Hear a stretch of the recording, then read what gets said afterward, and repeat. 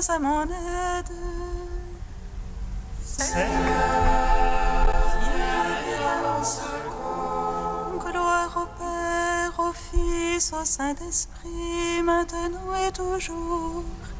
Dans les siècles,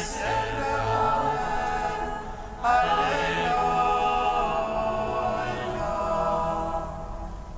Roi du ciel, consolateur, Esprit de vérité, toi qui es là tout présent, toi qui oublies tout, trésor de grâce et donateur de vie, viens et demeure en nous. Purifie-nous de toute souillure et sauve nos âmes. Toi qui es monté,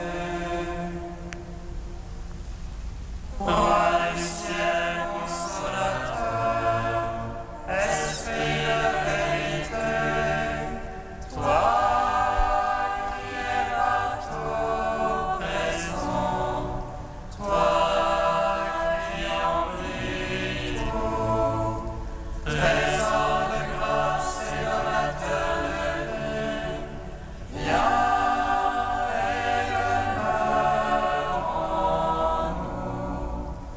Purifie-nous de toute souillure et sauve nos âmes. Toi qui es monté. Père, l'heure est venue, glorifie-moi de la gloire que j'avais auprès de toi, avant que fût le monde. Alléluia, oh, Alléluia.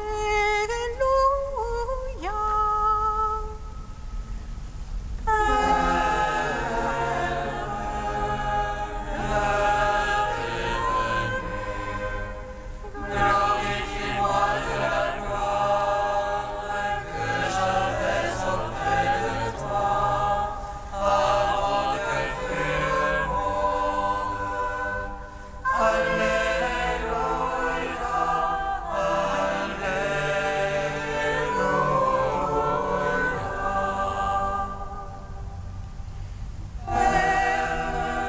Comme tu m'as envoyé dans le monde, moi aussi j'envoie mes disciples dans le monde.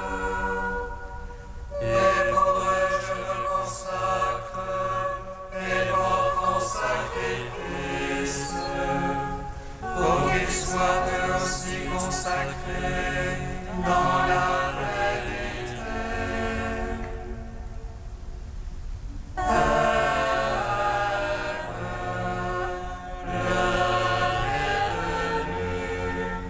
Glorifie-moi de la gloire que j'avais auprès de toi, avant que fût le monde. Alléluia, Alléluia.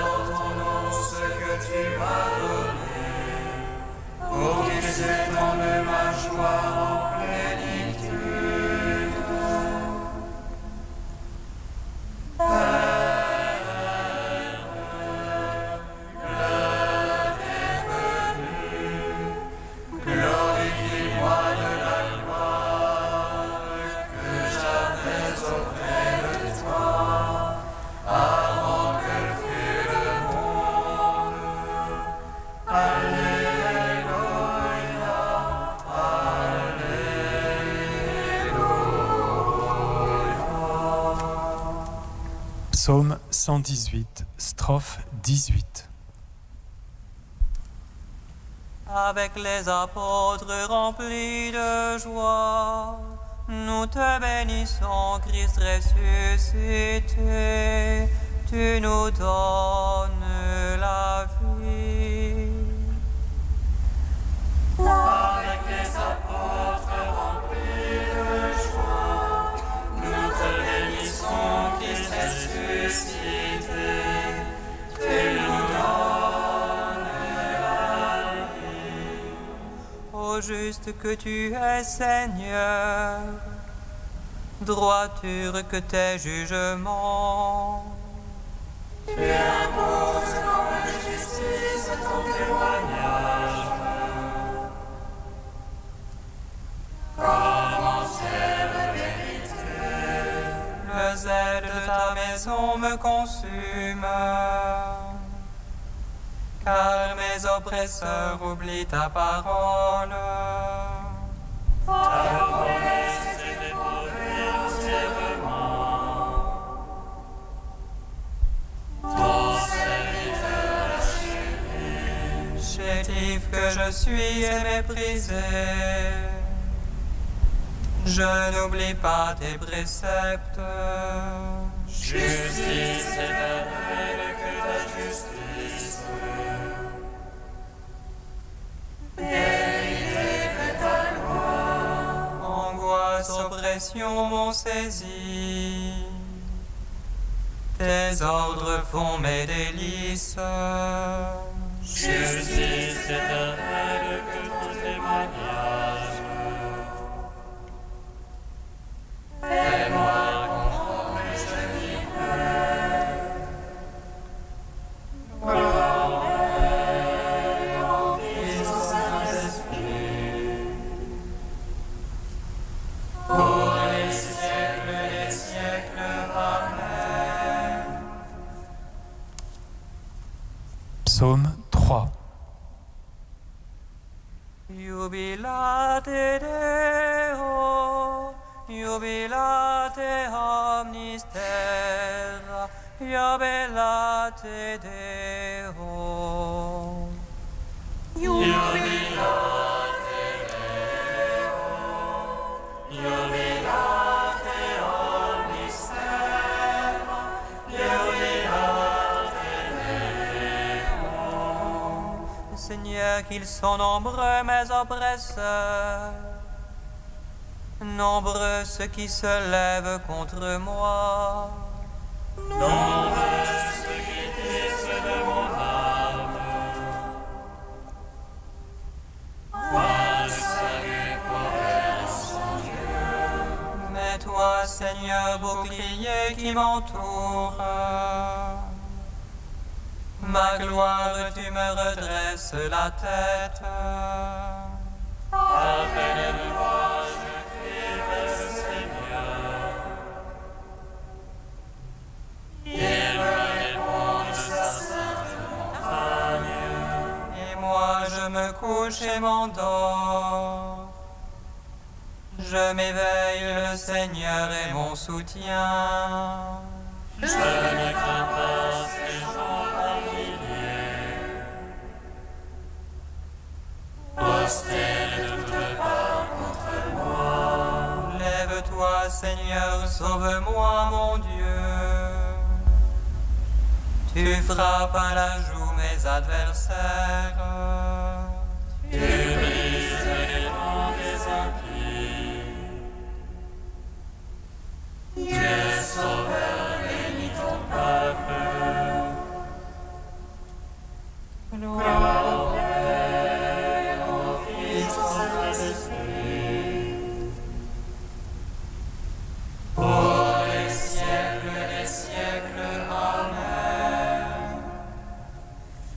Jubilate Deo, jubilate omnis terra, jubilate Deo. Psaume 86. Sa fondation sur les saintes montagnes, le Seigneur l'a chérie.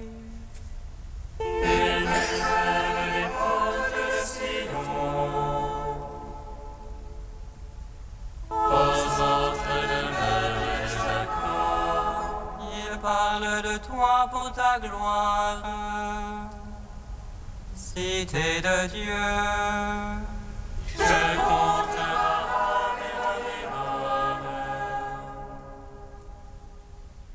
parmi ceux qui me connaissent, tire la Philistie ou l'Éthiopie, un tel y est né. Mais si on chacun lui même, car en elle chacun est né, et lui il assure en sa place, le Très-Haut, le Seigneur. Il inspire aux justes les peuples,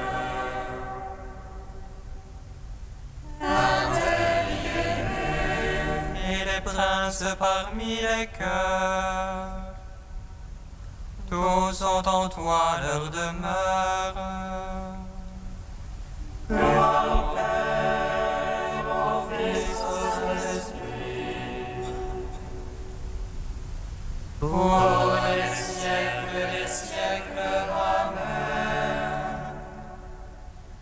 Jubilate Deo, jubilate omnis terra, jubilate Deo.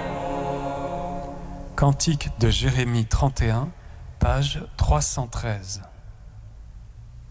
Écoutez, nations, la parole du Seigneur, annoncez-la dans les îles lointaines.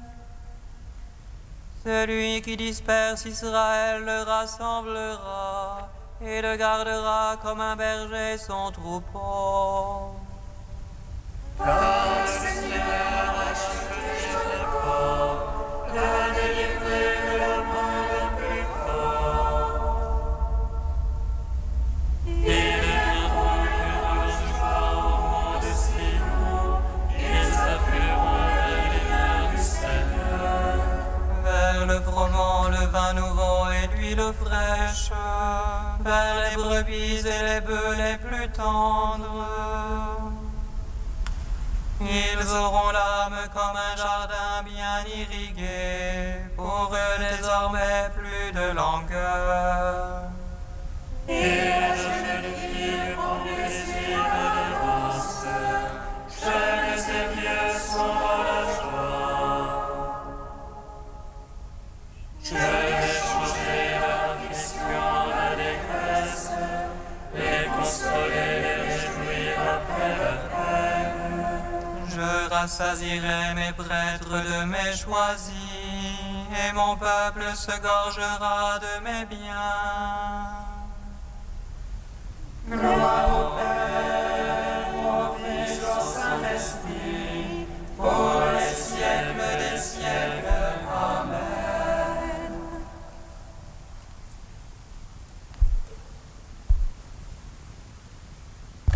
Du Père Alfred Delp, Veni Sancte Spiritus. Viens, lumière des cœurs. Encore une fois, rencontre avec le Dieu lumière, qui transcende les ténèbres et la misère de la créature. L'Esprit sera souvent appelé lumière, lumière des cœurs. Ce mot admirable nous rappelle que notre rencontre avec l'Esprit de Dieu est une rencontre dans la vie, pour la purification de la vie dans sa source et sa racine. Le désordre du cœur est le plus grave que l'homme puisse connaître. L'homme n'est homme que dans la mesure où il a un cœur à offrir et sait l'offrir, c'est-à-dire dans la mesure où il aime. Cœur signifie ici centre vital de l'homme, dans lequel ses puissances, ses vœux, ses besoins, ses désirs se rassemblent en décision, impulsion, amour, don. Et c'est là, au cœur même de l'existence, que doivent être le tabernacle et le temple du Saint-Esprit. Prions souvent pour obtenir cette lumière des cœurs, pour que notre cœur batte à une juste mesure. Car alors, si notre cœur est pur, tout sera pur dans notre vie.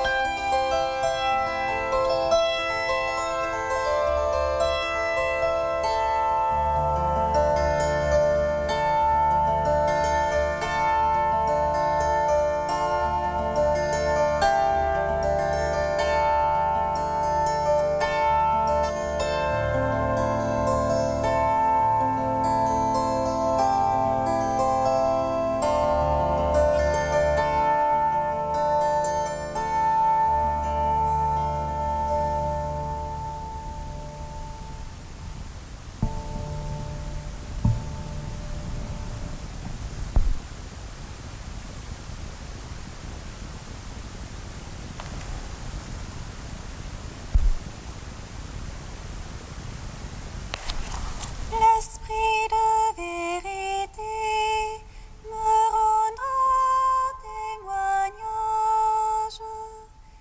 Vous serez mes témoins, car vous êtes avec moi depuis le commencement. L'esprit de vérité me rendra témoignage. Vous serez mes témoins, car vous êtes avec moi depuis le commencement. Le Seigneur vint auprès de Paul et lui dit: Courage, le témoignage que tu m'as rendu à Jérusalem, il faut que tu le rendes aussi à Rome. L'esprit de vérité me rendra témoignage. Vous serez mes témoins, car vous êtes avec moi depuis le commencement. Lecture du livre des Actes des Apôtres. Paul avait été arrêté à Jérusalem. Le lendemain, le commandant romain voulut savoir à quoi s'en tenir sur les accusations des Juifs contre lui. Il lui fit donc enlever ses chaînes, puis il convoqua les chefs des prêtres et tout le grand conseil et fit descendre Paul pour l'amener devant eux. Paul se rendit compte qu'il y avait là le parti des Sadducéens et celui des pharisiens.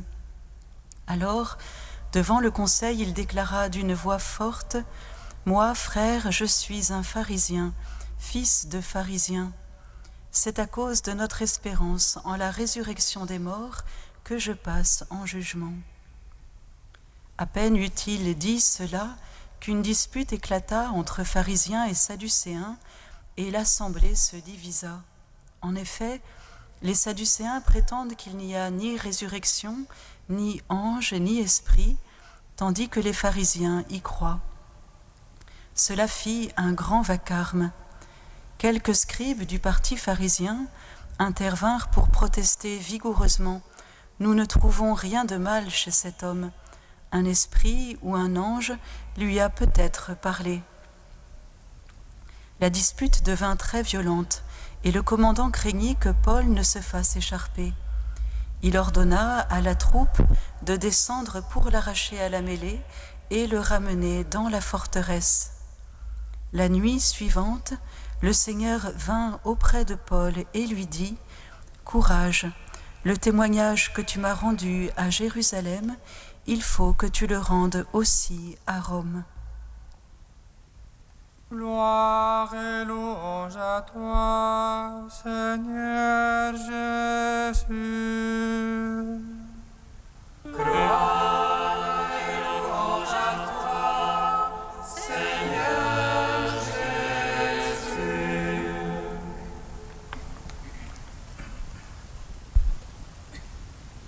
Voici que nous montons à Jérusalem. À cette parole de Jésus rapportée par Luc avant la Passion, fait écho cette autre parole prononcée par Paul dans le livre des Actes, « Et maintenant me voici contraint par l'Esprit de me rendre à Jérusalem. » Hier et avant-hier, la liturgie nous a fait assister aux adieux déchirants de Paul aux anciens d'Éphèse. Il leur annonce qu'ils ne reverront plus son visage et qu'ils s'apprêtent à rendre au Christ le témoignage suprême. Voici que nous montons. Paul est bien le disciple qui n'est pas au-dessus de son maître. Comme le Christ, avec le Christ, il prend résolument la route. Et pendant cette montée pascale, tout confirme la gravité de l'heure. Un prophète, Agabus, c'est le chapitre 21 qui précède notre lecture, se lie les mains et les pieds de la ceinture de Paul et annonce que des Juifs le lieront ainsi à Jérusalem et le livreront. Et Paul se déclare prêt, non seulement à me laisser lier, dit-il, mais encore à mourir à Jérusalem pour le nom du Seigneur Jésus. Après quelques jours, Paul est en effet arrêté. Et voici l'apôtre devant les chefs des prêtres et le grand conseil. Le lecteur s'apprête à entendre ce jugement dans la mémoire de celui du Christ qui se tait devant Pilate. Il pense aussi à Étienne proclamant sa foi devant ceux qui l'accusent et qui voient les cieux ouverts. Seulement, la scène que nous rapporte Luc résiste à entrer dans un tel cadre. Paul est là, debout. D'un regard, il a compris que deux partis sont présents, celui des pharisiens et celui des sadducéens. En un instant, il saisit l'opportunité. Il se présente comme un pharisien, passant en jugement à cause, dit-il, de notre espérance en la résurrection des morts. Et pourtant, cela n'a pas grand-chose à voir avec le motif qui a déclenché la fureur de la foule, indignée parce que Paul veut annoncer le salut aux païens. L'assemblée se divise, cela fit un grand vacarme, on ramène Paul en prison pour le faire échapper à la dispute qu'il a provoquée et qui le soustrait au jugement. La scène tourne au burlesque, Paul se sort avec adresse de la situation et les adversaires sont ridiculisés. Quel étrange aboutissement du témoignage! Si l'auteur des Actes avait voulu mettre en valeur le caractère héroïque de Paul, il aurait sûrement choisi une autre scène finale. Mais c'est autre chose qui se révèle ainsi dans la souplesse et l'humilité avec laquelle Paul se conforme à sa mission. Oui, l'Esprit l'a averti qu'il rencontrerait épreuve et prison. Oui, c'est bien pour donner sa vie, pour se laisser lier, qu'il se rend à Jérusalem. Mais il est enchaîné par l'Esprit, comme il le dit lui-même, et l'Esprit est la liberté. Et l'Esprit le libère de lui-même, il n'a pas à se conformer à un rôle, ni même à vouloir imiter littéralement son Seigneur et Maître. L'Esprit ouvre un passage et Paul tire parti de la situation avec adresse. Et l'auteur des Actes rapporte la scène avec autant d'humour et de légèreté qu'il avait mis de gravité à évoquer la longue montée pascale de Paul. Et pourtant, le Seigneur en témoigne lui-même, Paul vient ainsi de rendre son témoignage, un témoignage qui le mènera jusqu'à donner sa vie à Rome. Frères et sœurs, que l'esprit de Pentecôte que nous attendons crée en nous cette même liberté et la joie de l'accueillir à la fois dans les passages resserrés et aussi dans les voies inattendues qu'il ouvre. Qu'il nous rende assez libres de nous-mêmes pour accueillir la vie qu'il ne cesse d'offrir, afin que notre témoignage soit rendu au nom du ressuscité.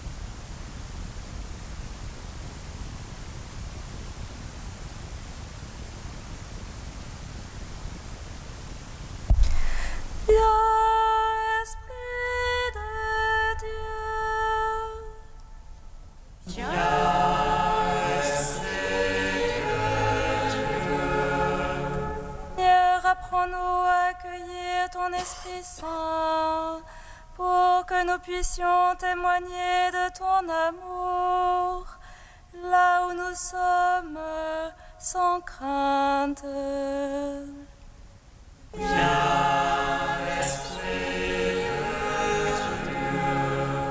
Seigneur, apprends-nous à accueillir ton Esprit Saint, pour que nous puissions être davantage configurés à ton image et à ta ressemblance, et devenir de vrais fils en toi. Viens, Esprit de Dieu. Seigneur, apprends-nous à accueillir ton Esprit Saint, pour mieux discerner ta volonté, chercher à s'y conformer, pour construire un monde plus juste. Viens, Esprit de Dieu. Dieu Dieu saint, Dieu fort, Alléluia. Saint immortel, Alléluia. Dieu saint, Dieu fort, Alléluia. Saint immortel, Alléluia.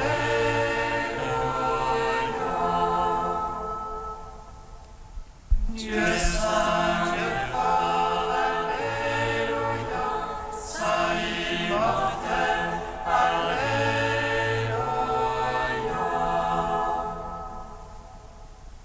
Gloire au Père, au Fils et au Saint-Esprit, maintenant et toujours dans les siècles des siècles. Amen.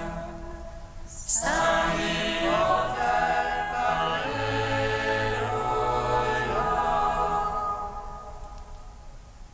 Dieu saint, Dieu fort, Alléluia. Saint immortel, Alléluia. Guidati dallo Spirito di Gesù e illuminati dalla sapienza del Vangelo, osiamo dire: Padre nostro che sei nei cieli, sia santificato il tuo nome, venga il tuo regno, sia fatta la tua volontà, come in cielo così in terra. Dacci oggi il nostro pane quotidiano e rimetti a noi i nostri debiti, come noi rimettiamo ai nostri debitori,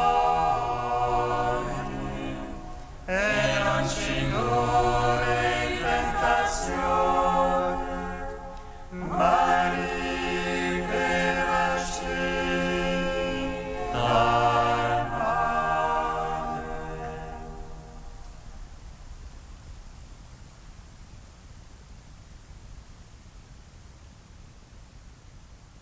Que ton Esprit Saint, Dieu créateur, nous transforme par ses dons, qu'il change notre cœur en un cœur que tu aimes, parfaitement accordé à ta volonté. Par Jésus-Christ, ton Fils unique, notre Seigneur et notre Dieu, qui vit et règne avec toi et le Saint-Esprit, maintenant et pour les siècles des siècles. Bénissons le Seigneur. Nous